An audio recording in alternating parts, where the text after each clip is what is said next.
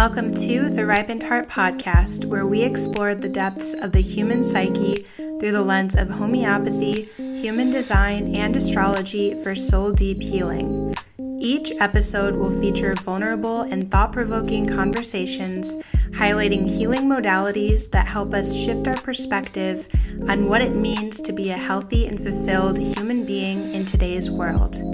I'm your host, Cailee Anello. Let's dive into the podcast.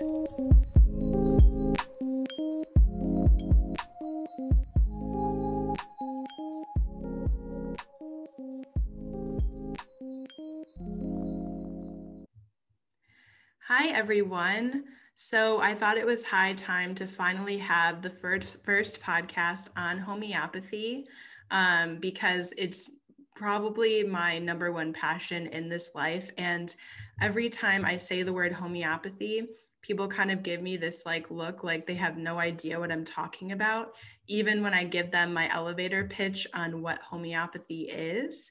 And so I really wanted to invite Paula Jeffrey on the podcast to give an introduction with me on what homeopathy is, because she also incorporates hypnotherapy and human design. And I just see that as such a perfect trifecta of healing modalities. And I'm just so curious to pick her brain today on how she infused all of these different modalities with her clients. And so I met Paula in 2019 because I'm pretty sure I just saw homeopathy in her screen name and thought, oh my gosh, another 20-something who's doing homeopathy. We're a pretty rare breed. There's a lot of homeopaths that are older. And so I just loved that instantly. And then I ended up reading for Paula with human design. And we just connected that way. And we've been talking ever since. And so I just would love to hear her story about how she found homeopathy, her explanation, her little pitch on what homeopathy even is for all of you, and then how she came to weave in hypnotherapy and human design. So I think you all will really, really enjoy this episode, especially if you've gotten a human design reading from me. You know that I always pitch homeopathy as an amazing way to integrate some of the shadow elements or some of the tougher elements of your body graph that you just can't seem to get over, anything that's kind of blocking your way to living your most authentic life, your highest expression. And that's exactly what Paula does.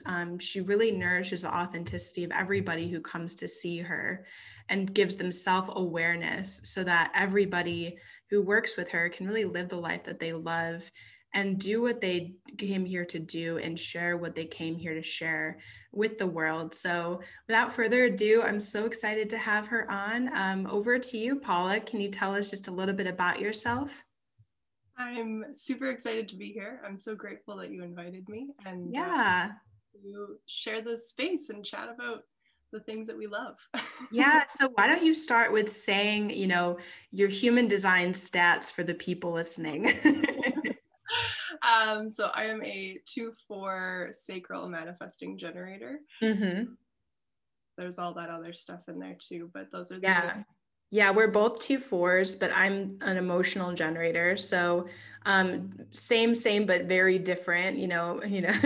They say that manifesting generators kind of win the human design game because they have what's called a motor center connected to the throat that gives them a lot of energy to express and really go out there and manifest the life they love. Whereas us generators, we tend to be a little bit of the slow turtle in the race. We get there eventually, but it's slow and steady, step by step for sure. Whereas, the manifesting generator, they're kind of more speedy to, here's a perfect example. Paul and I are the same age and she's already been a practicing homeopath and I'm still in school, just amazing. I'm just like, wow. So, anyway, Paula, if you had to give somebody a 30-second, 60-second elevator pitch on what the heck homeopathy even is, what would you tell that person? So as a manifesting generator, I should have a really good one because it's my MO. But I find that anytime I'm pitching homeopathy to people, it's in conversation because it is so individualized and unique to the person that you're working with. 100%. People understand it in different ways. But my main thing is homeopathy catalyzes the natural healing of your body and encourages your body to have the safety and freedom to express the symptoms it needs to express in order to find balance. I always incorporate the metaphor of a guitar being out of tune because I just think that's the easiest thing to picture or understand. So a guitar playing the same song when it's out of tune sounds bad. When it's in tune, it sounds beautiful and feels comfortable and feels good. And that's the same as our body. We have a perfect song that we sing, and sometimes we get knocked out of tune, and that's okay, but we need ways to come back to center and to find our way back home. So I love that. I got the most beautiful visual because, you know, when I'm talking to clients about, say, you know, their sacral response, or, you know, why aren't the right things coming into my life? Why am I not attracting the things that I want to be attracting? That tends to be why to me. It's like that pitch that's out of tune, that resonance, that outer resonance that's that people can tangibly feel, even if they can't put it out into words. If it's out of tune or disharmonious to what it could be, it's not, let's say, at its higher expression or in tune, then it's going to maybe attract in some hard lessons and things to try to get it back into alignment. And into that higher expression. And so the more that we, you know, look at our body graph and human design, or we work with homeopathy to energetically work on the system, and it kind of, I say, opens up Pandora's box when you take a homeopathic remedy. Because all of a sudden, all of these, you know, repressed memories can come up, these symptoms that we kind of shoved away with Tylenol or medication or anything that we suppressed. All of a sudden, it comes to knock back on our doors. And sometimes, you know, it's hard, but it comes back in a way that we can effectively work through this time. It's like nature gives us a second chance to work through something. And it's like, oh, wait, you know, I actually could show up in the world a little bit differently, or be, you know, authentically expressive, or, oh, maybe my anger is tied to this thing that I haven't worked on. And then maybe my digestion would get better. So yeah, I love that. I love that so much. And yeah, do you want to describe a little bit how homeopathy differs from other natural medicine modalities? Sure. So I really came to homeopathy not necessarily from other modalities. When I came to it as kind of my first foray into natural medicine. So to me, it made sense that natural medicine is something that encourages your body to heal itself.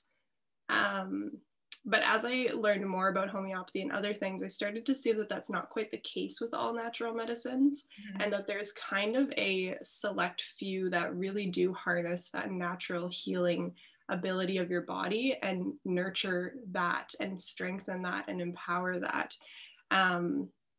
So I often kind of distinguish homeopathy from other modalities in that sense, that the remedies aren't really doing anything to you. They're just inviting your body to respond. So it's, to me, a lot more gentle, and the idea is to get you off of it. Yes, exactly. It's not like, you know, because I was different in that way, where I found homeopathy, I want to say it was like 7 months or maybe a year into my journey into natural medicine, at least like my official journey. You know, I had toyed around with like healthy eating and stuff in the past, but I hadn't like done any of the, you know, the supplements or the other modalities really. But so the way that I came to homeopathy was I was doing a herbal protocol to help. Basically, I had a bacterial overgrowth in my stomach. It wasn't SIBO, or small intestinal bacterial overgrowth that you see commonly. It was like this bacteria that people didn't really know much about at the time, because this was, oh my gosh, what was this? This was like 2015, 2016. And so essentially, I just started taking a lot of herbs. And very quickly, I felt very ill. And I wasn't aware of how to support my body on a protocol that intense at the time. And so I ended up feeling like I was to a point where I was like, oh my gosh, I need to like seek medical attention. And so I went back to the practitioner that had put me on this protocol, and his wife was a homeopath and massage therapist. And I was literally in their office, like, I think I need to go to the hospital. Like, I feel so sick. And she gave me a dose of pulsatilla 1M. And before I knew it, I was going back home and taking, like, I think I slept for like 14 hours. Oh my gosh. Like on the way home, my partner was driving me home and I was literally like asleep in the back seat. Oh my God. Like, it was kind of amazing. I went from like frantically being like, I'm not okay, I'm not okay, I'm not okay, to like, I'm asleep and calm and peaceful. And I woke up the next day, and I wasn't 100% the next day, but I continued to work with that remedy for a while, and it really helped. And at the time, I had literally no idea. For all I knew, she just had given me another herbal tincture. Right. Yeah. But I would come to find that that wasn't the case. And I bring that up because I am trying to illustrate homeopathy is a lot gentler than physical herbal substances, and then some of the other natural medicine protocols, which all have their place, by the way. I'm not ragging on any modality. I think they all are supportive, and they all can be used at different times and in different places for different people. But homeopathy has a way of just knowing, it knows exactly what your body needs. Whereas when you're on like an herbal protocol, you're kind of just like putting all of these things into your body. And sometimes your body doesn't really know what to do with all of that. Yeah. And it can actually throw your biochemistry more out of balance than it was, especially if it's done too quickly on somebody who's super sensitive, like I am, like notoriously sensitive to anything. And so I'm like, since that day, I was like, wow, I really like homeopathy. It's super gentle, and it just does whatever your body needs. I kind of almost see it as like an adaptogen. Yeah. It's like you take it and your body just does with it whatever it needs to do.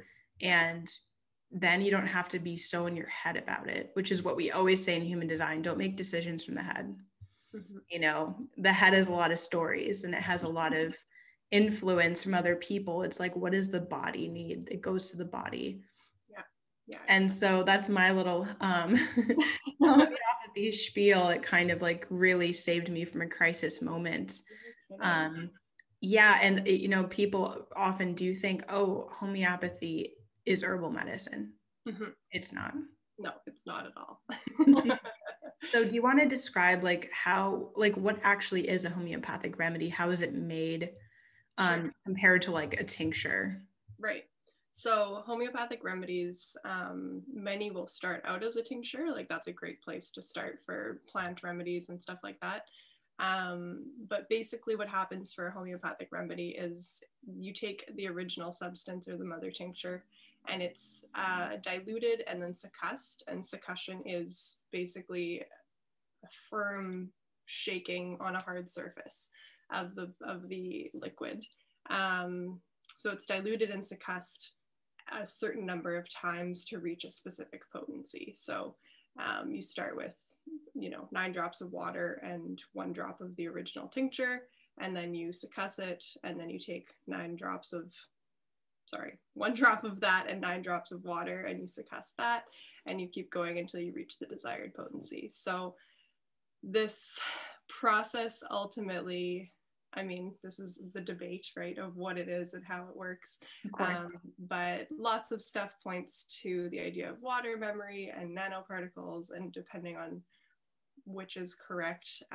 There's some really cool stuff about water memory, though. I don't know if you've seen those studies with the pictures of the remedies. I think those are so cool, and you can see all the different molecule structures, and like, I just think that's the coolest. So the idea is you're getting the energetic imprint of the original substance, and your body gets to respond to that instead of having to deal with the actual substance that's coming into your body. So, yeah, exactly. And yeah, I do really encourage people to look that up. I'm forgetting, I'll have to put a link below to like a picture of what that looks like, how the water has the different structures to it that you can see. And I think the reason that homeopathy often doesn't get the attention that it needs is for a couple of reasons. One is we, we see it as something that we get at the natural health store, where it's like, this remedy is for allergies, this remedy is for the flu, this remedy is for bumps and bruises. And then, when somebody buys it and takes a chance on homeopathy and it doesn't work, they're like, I knew it, Google's right, it's just pseudoscience, there's nothing in there, it's somebody trying to scam me. And then the other, camp is like, I won't even try it because it's something that doesn't really fit into like a materialist paradigm of looking at the world. You have to fundamentally see the world as alive and energy and conscious. And it's a big, big difference in perspective and in worldview. And so that's something that I always, take into consideration, when I'm trying to explain homeopathy, is like, where's that person coming from? What paradigm are they coming from? So I can kind of like explain it to them slightly differently.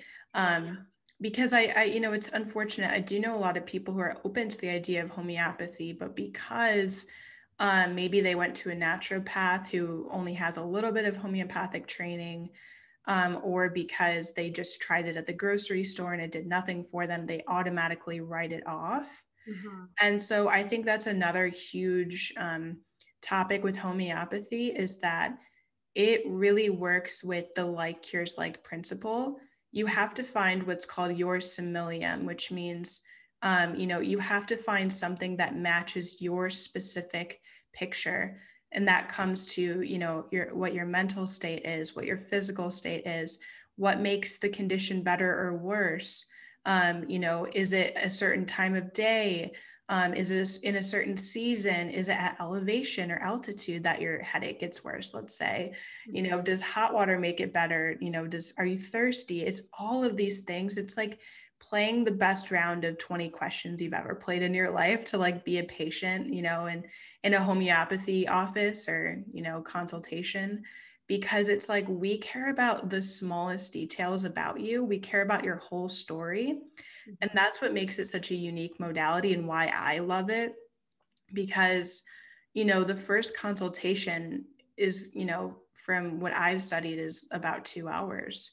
Some people take less time. Sometimes, we take out more time if you need it, because we have this like huge, multiple books, volumes of books about all of these remedies that will be good for a headache, or all of these remedies that will be good for hormonal imbalance or whatever you're struggling with. And we have to match it to your specific picture. There is not one remedy for a migraine headache. There is not one remedy for, heavy period cramps. And that's why you can't just go to the grocery store and get one and say it didn't work, because that's what's amazing about homeopathy, is if you do have the wrong remedy, if it's not matched, it's not going to produce these terrible side effects, like, other things would, like over-the-counter drugs or pharmaceuticals, or even certain strong natural remedies and supplements. And so, yes, that is the downside of homeopathy, is that you do have to get it right. And you do have to get the right remedy for the person to really feel the effect. But when they feel the effect, it I can't say the word cure, but it balances out the body, and in a way that I've never, ever seen with any other modality in my life. And that's why I chose it as my, path. Yeah. And I think that you spoke earlier about like the paradigm shift. And I think that that is to come to homeopathy from, you know, allopathic medicine or even just normal society and not having any idea. There's a really big shift in mindset of understanding that like you don't just come in with a headache and you get a remedy for a headache. Mm-hmm. You could potentially get any number of thousands of remedies. And that I think for some people is kind of difficult, especially in a instant gratification world where, well, I saw you for 2 hours, you should have given me the right remedy right off the bat. Mm-hmm. And I think that that can be, there's a lot of education that goes into that, but it's an emotional process, I think, to get back in touch with your body and have the patience for your body, right? And the self-awareness and understand that this is going deep. This isn't just treating your headache. This is treating the susceptibility to the headache. This is treating more than that. So I think that paradigm shift is really important because it does work completely different than what we have all learned, you know, typically in North America and that sort of thing. So yeah, and you know, it even works differently than other forms of natural medicine. Mm-hmm. Because, you know, a lot of people go from taking a Tylenol for their aches and pains to taking magnesium. Mm-hmm. Yeah. And they're, you know, with those kind of substances, you will see, I wouldn't say instant relief with, you know, but it's palpable and predictable. Yeah. You know, it's like, I know if I take magnesium, this is going to happen. Whereas, you know, with a remedy, it's like, again, we're not targeting just one specific thing. And that kind of goes to a bigger question of like, okay, why is your body presenting this symptom? And what are all the things, what are all the layers of adaptation that had to occur in the body for that physical symptom to even present in the first place? Because there's a lot that's going on under the surface that we can't see or feel that is also being worked on with these remedies. And that's why I think that, you know, they do work in a deeper and more effective way than some other modalities, because it really is addressing everything, you know. It's addressing, you know, even going back to childhood, like what symptoms did you have in childhood that you suppressed? You know, a lot of people come in and they had chronic ear infections and they had asthma and they had eczema that they suppressed with steroid creams and inhalers and you name it, you know, antibiotics. And then what they don't understand is every time that you take something like that that's suppressive, it manifests in the body in a different way that seems like it's not linked, but it completely is linked. And so it's like, that's why we go so deep into your history. Yeah, exactly. And I think in the healing process too, you like the number of times that I have people where we're addressing this main complaint and then they come back and say, oh, well, nothing happened, nothing changed. And then in the meantime, they've like, you know, left their partner of 10 years that, you know, like on a completely different plane, because we think, well, we're treating physical stuff, it's physical stuff is going to happen.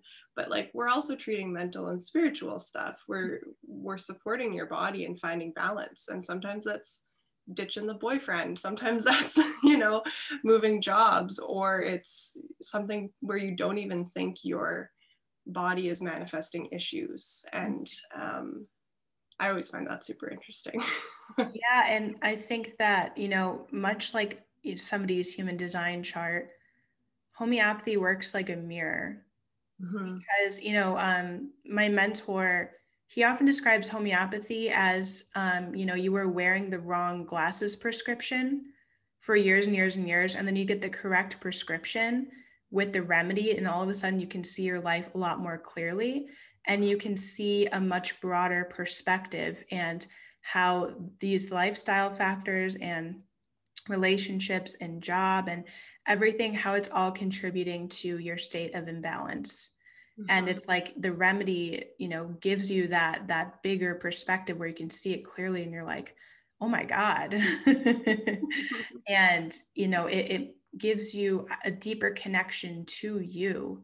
And so I think that that's the biggest gift that you can ever give somebody, because all of a sudden they're not going to be reliant on you to give them answers. You know, in homeopathy, we never advise or tell you what to do, which I love because I am such an Aries, you know, I have a lot of Aries fire placements in my natal chart. Yeah. And if you tell me to do something, I'm probably not going to do it. Like, it has to come from me. And a lot of people are like that, you know, and it's like, I'm not going to tell you to leave your boyfriend. Yeah. I'm not going to tell you to leave your job. I'm just going to listen to you. And then when they, you know, unravel their story and they start to see how everything is connected, there's this common thread.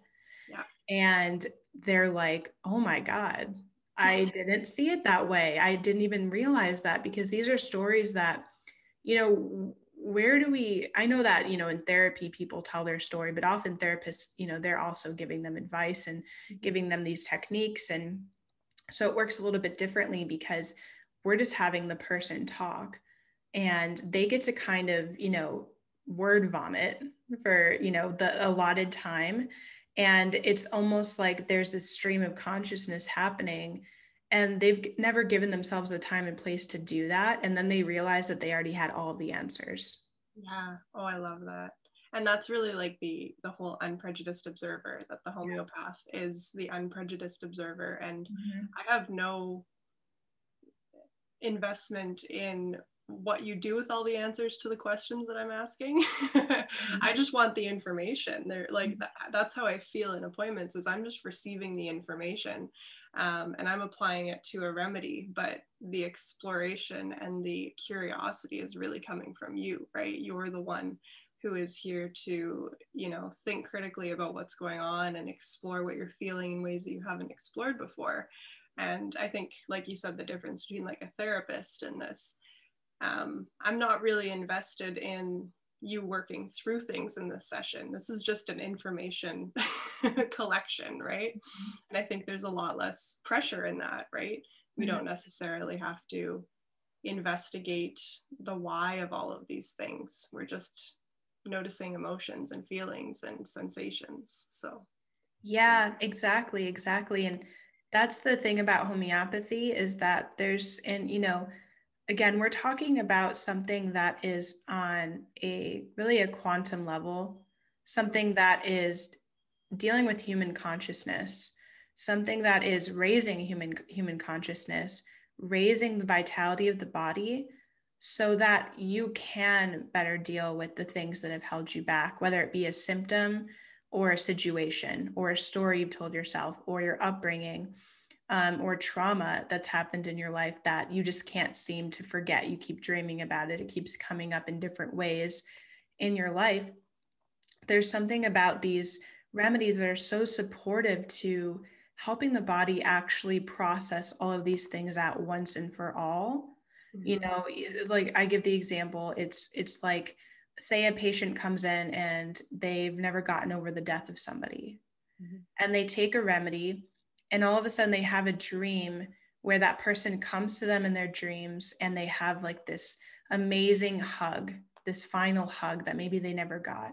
And all of a sudden they come into the next appointment. They feel so much lighter. They feel more like themselves. They have more energy. Their symptoms are starting to subside. And they finally feel like they've gotten clear of that grief that maybe they've talked about for years in therapy, that they've tried to, you know, supplement their way out of, that they've tried to journal their way out of, or whatever. And all of a sudden it's like, there's something about these remedies that touch the deepest parts of ourselves, and that help to actually get this out of the body. Yeah. Is that, sorry, I had a patient who had that exact experience. Oh yeah, no, I've seen. Did you have that happen? That. Yeah. Sorry, what? Have you had that happen though? Yeah, and I've read about it in case studies as well many times. That's something that's happened. Yeah. And it's just one example of many, but I guess I'm trying to illustrate how, you know, grief, these emotions are connected to our physical state of being, and how there is hope for people who feel like they just have not been able to get over certain things in their life that they know are holding them back. I've just seen homeopathy work in that way that just nothing else can, in my experience, at least from what I've seen. And that's what I love about it. So that was really, you know, one of my main goals in starting this podcast was I wanted there to be more education about what homeopathy is, what it can do, um, what it can support people in, because I just feel like that's really lacking.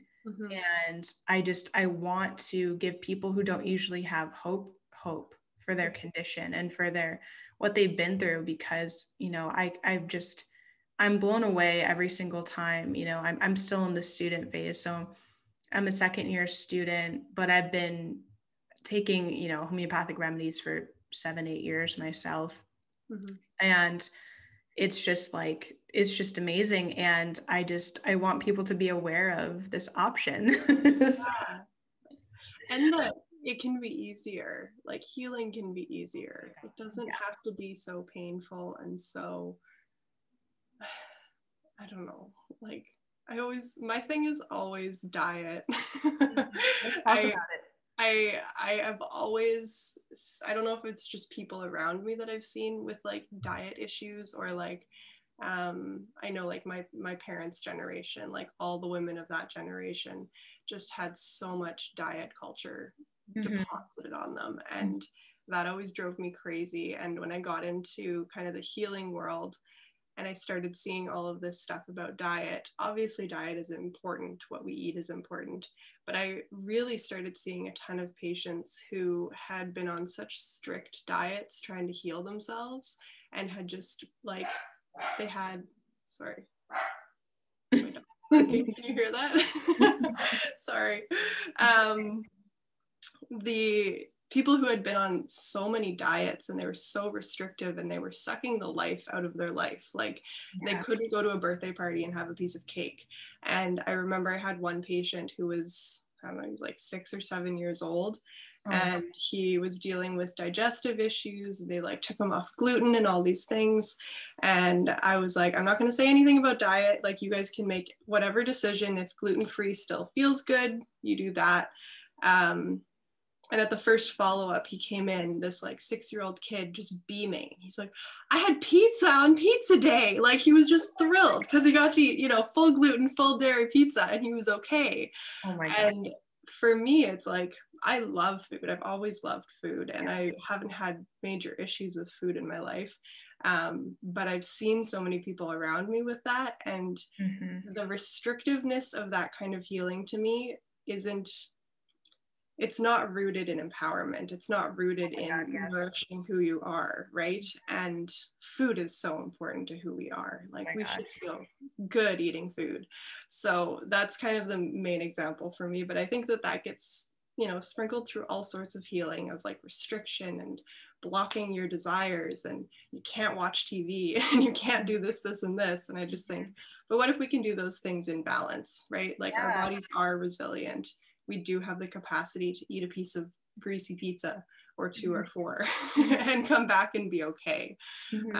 So that, for me, the difference between a homeopathy and something else where restriction is the primary healing tool. That's 100%. Yeah, that is one of the major reasons I've always been drawn to it too, because it always perplexed me how homeopathy can achieve those kind of results without completely, you know, taking away everything that people love, essentially. Yeah.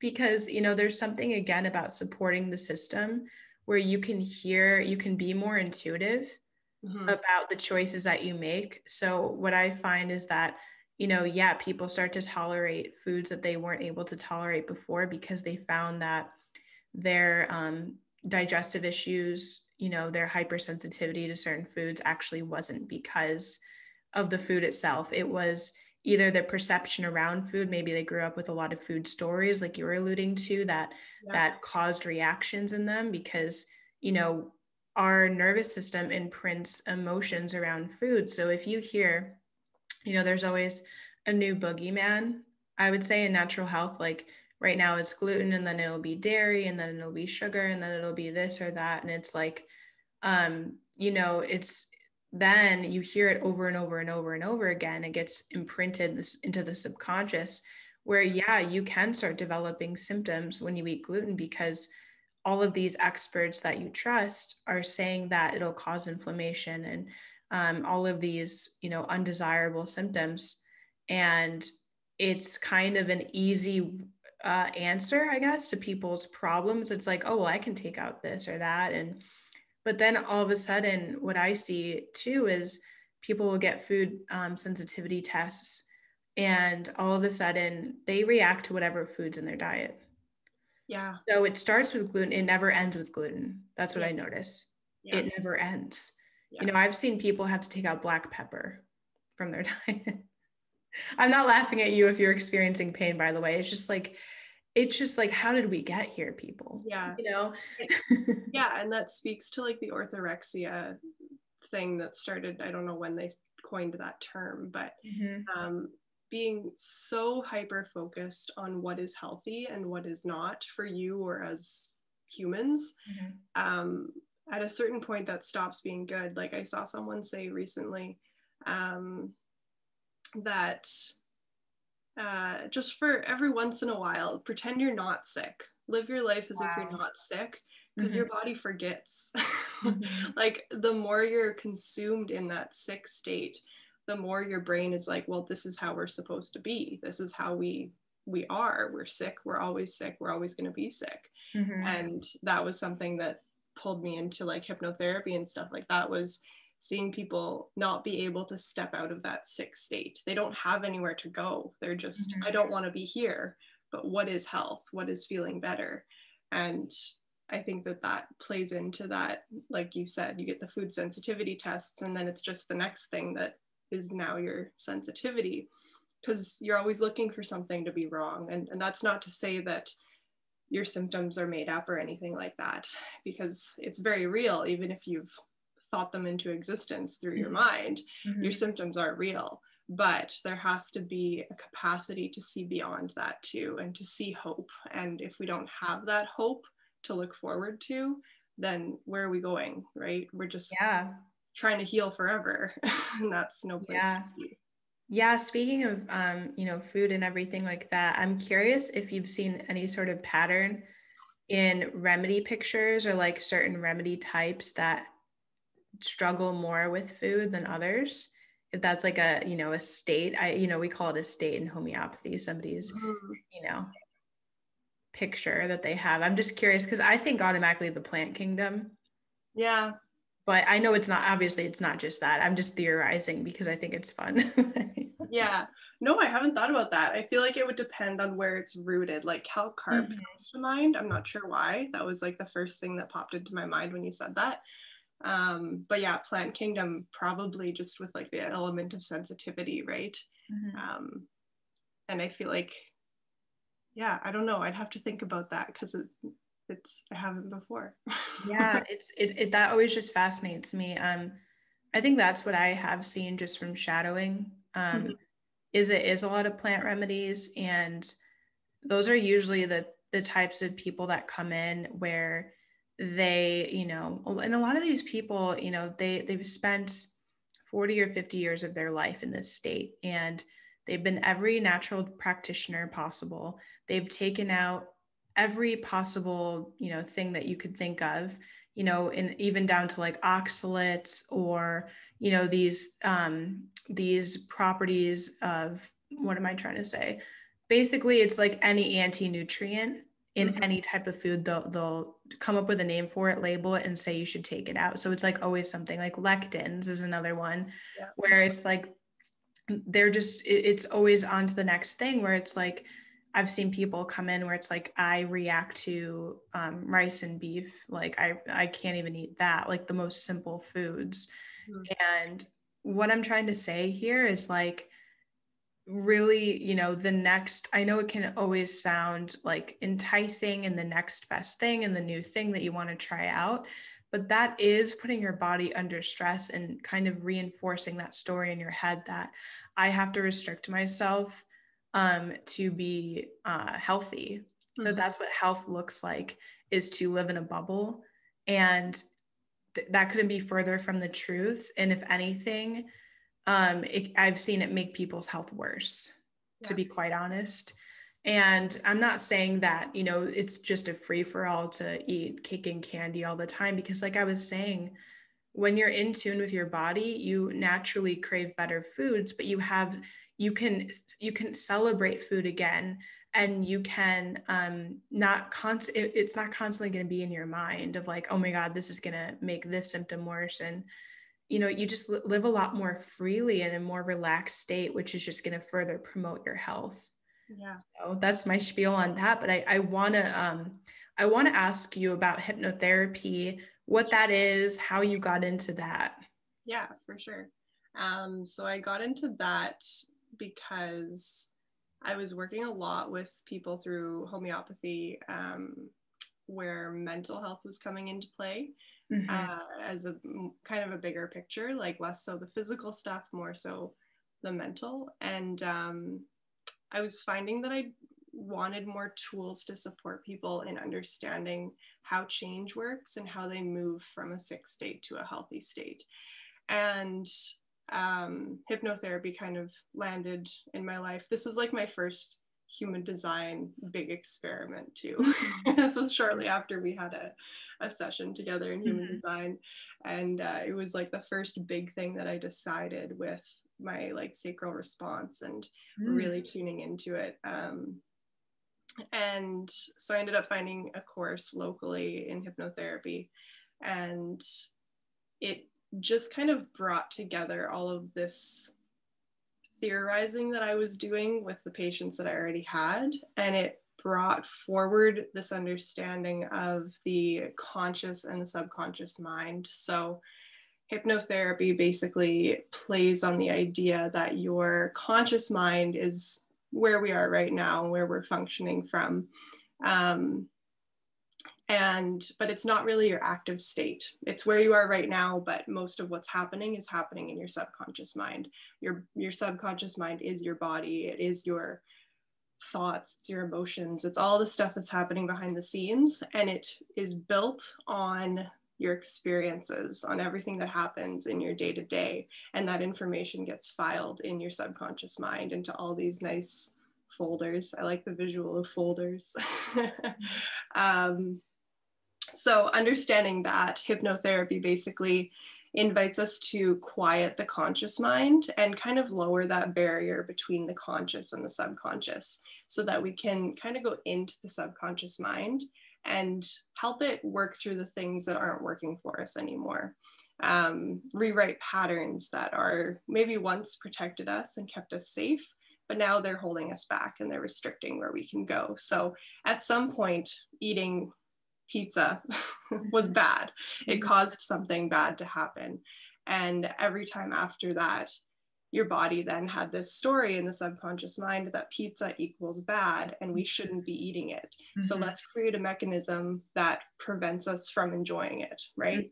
I think of one time I threw up red peppers and quinoa and I could not tolerate either of those for years. The story in my mind was, this is dangerous because I ate something bad once.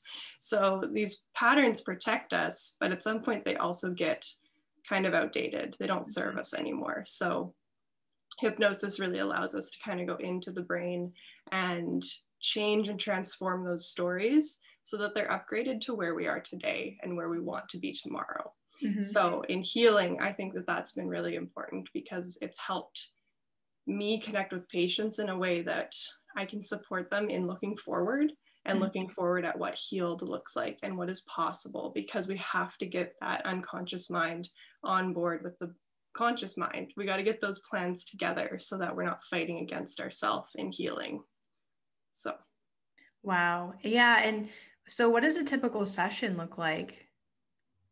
So hypnosis, I like to say, is just meditation with a purpose. So you're basically just going into a meditative state. I'm leading you to relax your body, relax your mind. Your eyes are probably closed, but it's really whatever's comfortable for you. And then we're typically playing in metaphor because the unconscious mind really responds well to metaphor. That's why we're so susceptible to advertisements and movies and all those things. That's why kids are read fairy tales to learn lessons, right? So we typically play with metaphor, with visualization, and we just go through with whatever you're aiming to change. So we might go and talk to your inner self. We might, for illness, I'll often go in and we'll talk to your illness. So we'll ask the illness, why are you here? What are you serving? Stuff like that. So those are really fun sessions. But it's basically just getting to a nice, deep, relaxed state. And then we can talk the whole time. You're fully in control. I'm not getting you to cluck like a chicken or anything like that. Yeah. You're in control.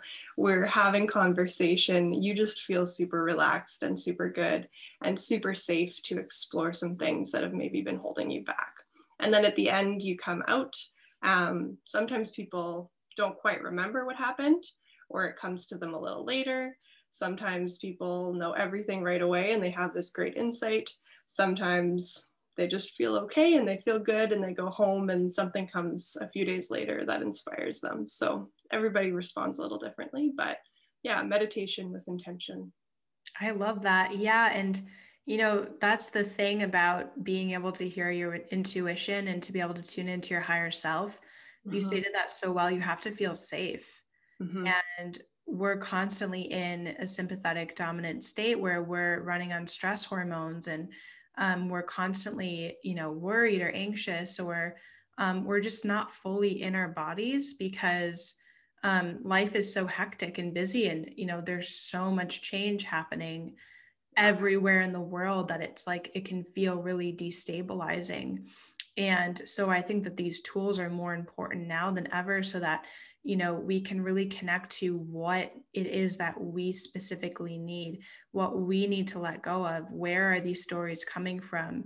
Where are these emotions and physical symptoms coming from? Because it's getting harder and harder to tune out the noise of the world and to feel safe, you know, because there's always something that's coming up, you know, in the collective that makes us feel that we shouldn't be safe, that we shouldn't be healthy, that we shouldn't be successful, that, you know, well, what about this and that situation? You know, it's a lot of stories that are constantly pumped at us 24/7 of disempowerment. You have no power. You have no power. Things won't be okay until this settles down, or this goes away, or that's different. Yeah. And then, you know, you really do feel like, wow, you know, I have no power here. Yeah. Yeah. And I think the really important piece of that is, like, when you talk about the collective, is that we are the collective. Yeah. Right? And every story that is happening on a, you know, national, global scale is a story of inner woundedness in each individual. This 100%. All of us, right? And so when you say it feels like we're losing our power, the power really is in seeing those stories and saying, whoa, that's inside of me, and I can fix that. I can heal me. I can, you know, do the inner child work. I can see a homeopath. I can, you know, take care of myself in every day and heal those stories. And that's going to ripple into the collective, because they are me and I am them. So oh my God. That, yeah. I love that so much. I wish that I could put that on every billboard in every city across the entire globe, so that people could, you know, really, really, really understand that. I think it would, you know, solve many problems that we're experiencing today. And, you know, I don't want to miss that human design piece for you, because I know that that's something you've been integrating more recently. And so what inspired you to finally kind of, you know, bring human design into the mix in your practice as well? Yeah, I mean, it popped into my life a lot of different ways, as most things do, where they tenaciously come back until you listen. And at some point, I had a conversation with a client where I thought, man, I wonder what their human design is. Like, what is not being nourished here that could be in a different way?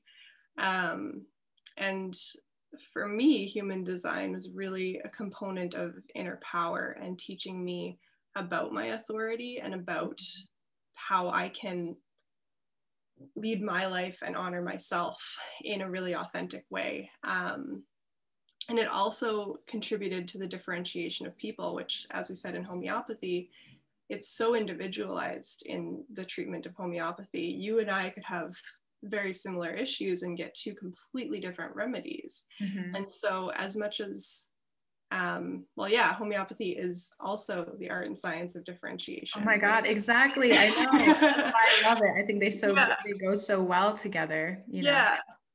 And I think like that was where it came in. And I played with human design a little bit about how I incorporate it. And I really came to a point where I found it was important for me to understand my client's human design. And if they were at a point where they wanted to learn more about it and understand it, that's good. Mm-hmm. But when I understood it, I could see a little bit more of where imbalances were playing out. Like I had a little kid with ADHD, and he was a manifesting generator. and I was like, well, that alone, this kid just needs to do a lot of stuff. Like he just needs to be able to get that energy. It's not a symptom. Yeah. And that helps kind of differentiate those things. And so that's kind of how I've started to play into it. I'm still doing readings for people who are interested, but I've found that it really, for me, connects in my understanding of the patient. It gives another layer of who they are and how they function. So yeah, I'd be curious about your take on that too, and how you see the two come together. Yeah. So basically, that's exactly it. Like I saw them as a really good pairing, and you know, I'm not practicing homeopath yet, so I'm not sure how I'm going to end up actually incorporating the two into my practice. Mm-hmm. But I love starting that process of introspection for people. Yeah. Any tool that I can give people where they really start that process, because that's kind of something that you have to bring to the table in a homeopathy session. You have to be able to express yourself and have a certain amount of attunement to that. And, you know, they say that in homeopathy, like half of the healing just comes from the session. Mm-hmm. Being able, like we were saying earlier, to connect all those dots and pieces and that common thread, and to see things from a different perspective. So it's like, okay, well, why don't I start that healing process for people before I'm a homeopath? Because if it's all about awareness and then the remedy comes in, well, there you go. You know, we can already start that. So I really just wanted to start working with people, you know, to begin that process, because I found in my own life, really understanding my human design and my astrology, I was like, wow, I can really relax into parts of myself that I thought were a problem, or I thought needed to be fixed or changed. Yeah. And you know, I think with homeopathy, let's take the example of somebody with ADHD. The remedy is going to help them to, for that energy to express itself in a healthier way, so that it's not having a big impact on their life. But it is a quality of knowing, oh, I know this about myself, where, you know, I can experiment with this. Maybe if I do, you know, run out that sacral motor, if I engage with that and I really do a lot of things that light me up during the day, maybe I can pay attention better in school and sleep better at night and not be as hyperactive. Yeah. So it just really starts that process of like, who am I and why am I here? What's my higher calling? And how can I do that as an individual, instead of seeing somebody else's success and trying to just copy it and trying to be them, whether it be, you know, saying somebody telling you, oh, do this for your eczema because it worked for me, or run your business this way because it worked for me. Like, I love the example, for example, like a 2-4. So, you know, I always like to give this caveat, you know, for anybody who's tuning into the podcast for the first time, they're like, what's human design?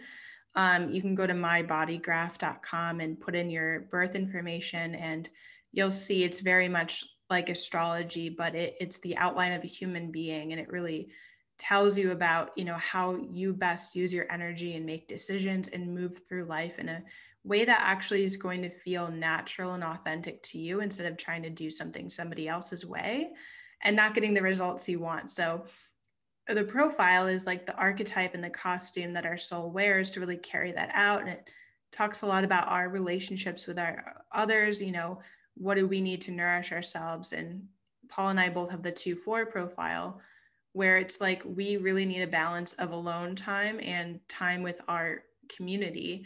And, you know, we work best and feel best when we have a balance of both.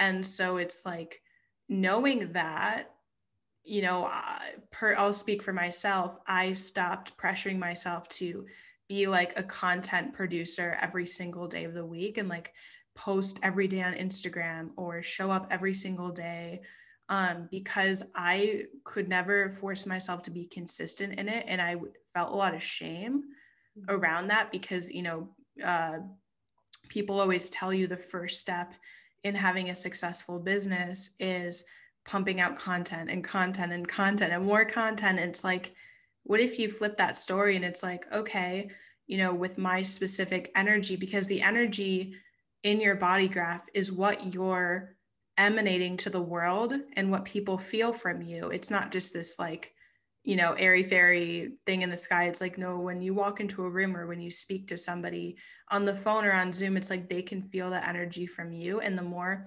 authentic you are, the more the better success you'll have in relationships and business and all of that. So it's wired to work for you. So I'm more successful when I don't force myself to produce content every day. Yeah.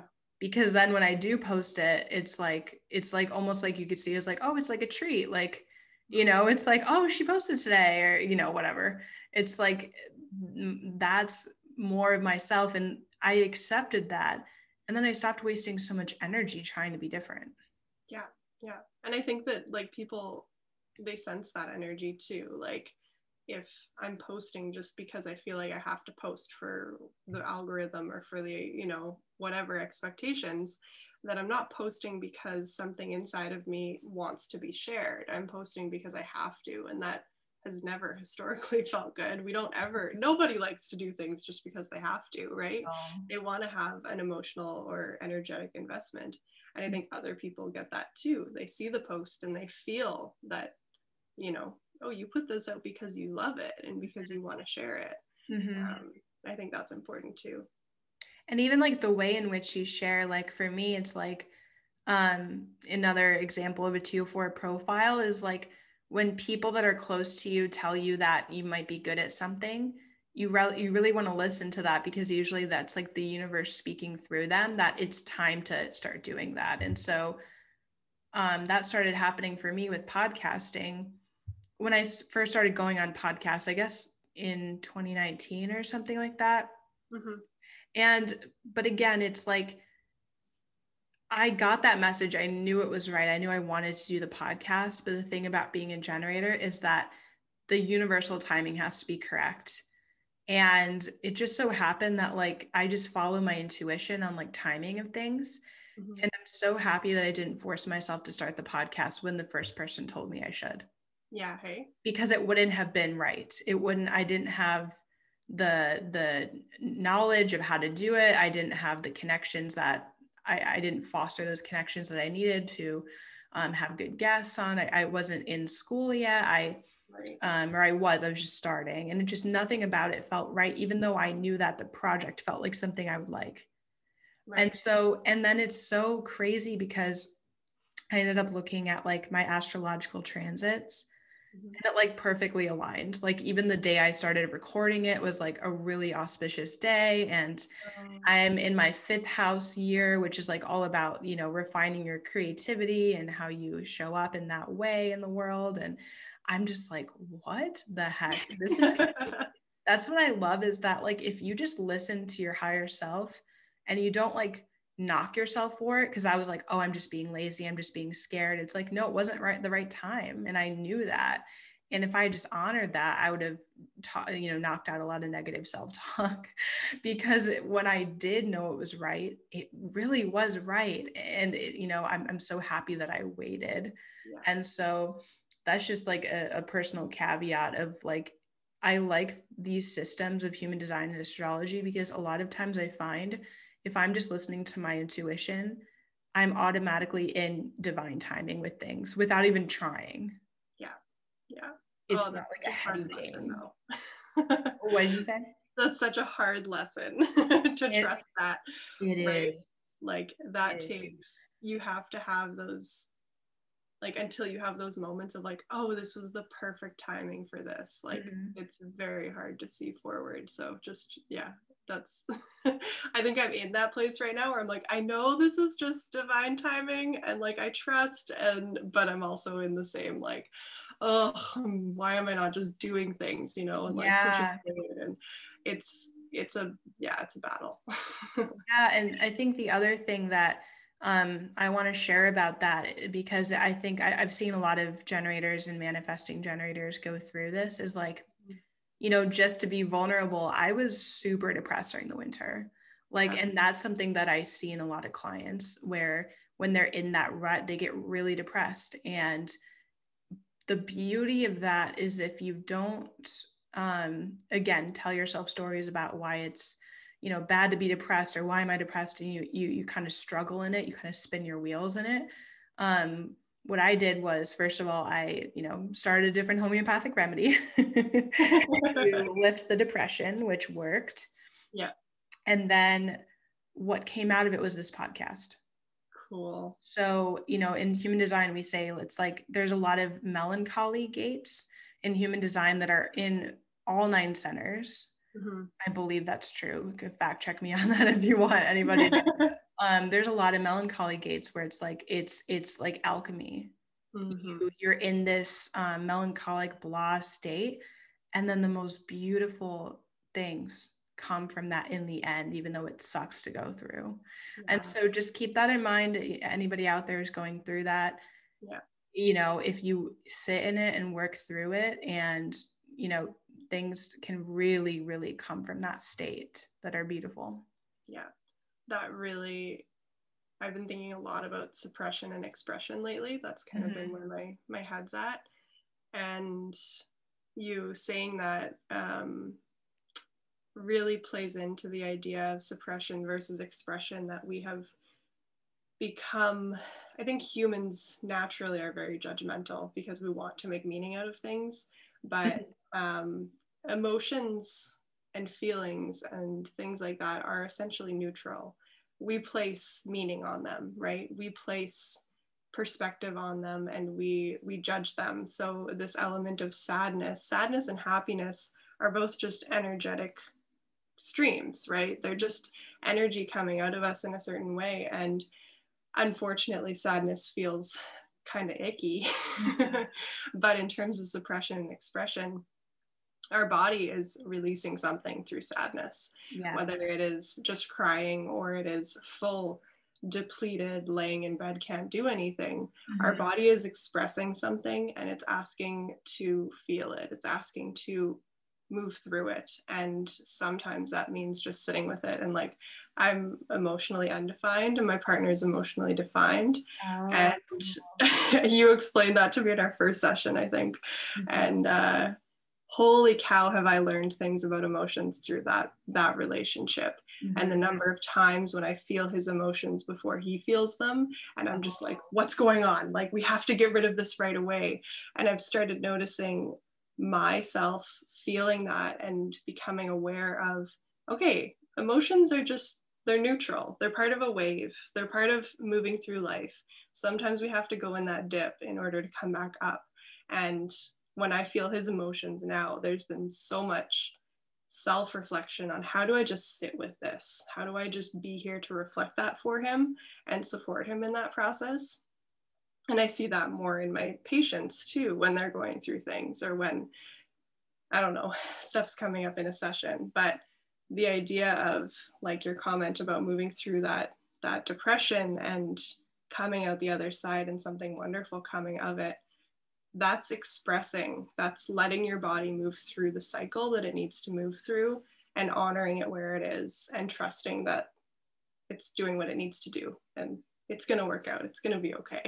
Exactly. Yeah. Because, you know, roughly 51%, so roughly half the population, is emotionally defined. So what that is if you go to your body graph and you see that you have the solar plexus colored in instead of white, that means that you're consistently an emotional being, and you go through these waves, these ups and downs, and everybody's wave feels a little bit differently depending on what, you know, you have in terms of gates or the channel that's defining your solar plexus. So that's just something to consider. Not everyone's wave is as dramatic or as long or the same or is triggered by things. Different things help different types of waves, but like the awareness of the wave is everything, because I decided to do the podcast, but I've had many emotional waves since, where it's like you go through waves of doubt, you go through waves of why am I doing this, and you look too far into the future. What if I run out of ideas? What if nobody listens? What if, and it's like I recognize it as a little wave, and then it always comes by like, this is why I'm doing this. You have that, those interviews, or you put it out and you get a comment of like, oh, this impacted me this way. It's like, oh yes. And then you ride the high and then you go back to the low. But it's like, there's a lot you can do to be more neutral, so those emotions aren't like feeding into themselves and your waves aren't longer than they need to be. And you're a saint for going through that emotional wave with your partner over and over. What type is he? He's a 2/4 manifesting generator. Oh my gosh, that's amazing. Yeah, and it's like there's nothing like that powerful aura of a man gen on their emotional wave that like kills the vibe. I say that with love. Yeah. Oh, I step out often. Like I have gotten very good at leaving the room. Yeah, 100%. Yeah, my partner and I are both emotionally defined generators. Okay. So we're constantly, it's like one of us cries and the other cries. And then we have the best day ever the next day. So well, there you go. Yeah. Well, yeah. Paula, thank you so much for being on the podcast. I think you're my longest episode yet, and I wasn't surprised because you do all my favorite things. And so I could talk endlessly with you, and I'm sure you'll be back on at some point. But I want to make sure that people know where to find you. So if you want to, put, where they can find you, your username, everything like that. For sure. I'm on Instagram and Facebook, less so, at Healing with Paula. And my website is paulajeffrey.com. So those are my two main places. And then I also have a podcast called Hypnotes, which is hypnotic reminders. They're under 10 minutes each. They're just juicy little ear nuggets that make you feel good when you need to feel good. Yeah, and I host a weekly hypnosis group. So that's on Thursday nights if you want to join. And you can find information on that on any of my platforms. Yeah, and I'll put the links in the description so people can easily find it. That's really funny because my guest last week was healing with Erasmus. So I love that. I love that. It's amazing. Thank you so much, Paula. And thank you everyone who's made it this far. And yeah, stay tuned for the next episode. All right. Bye, everyone.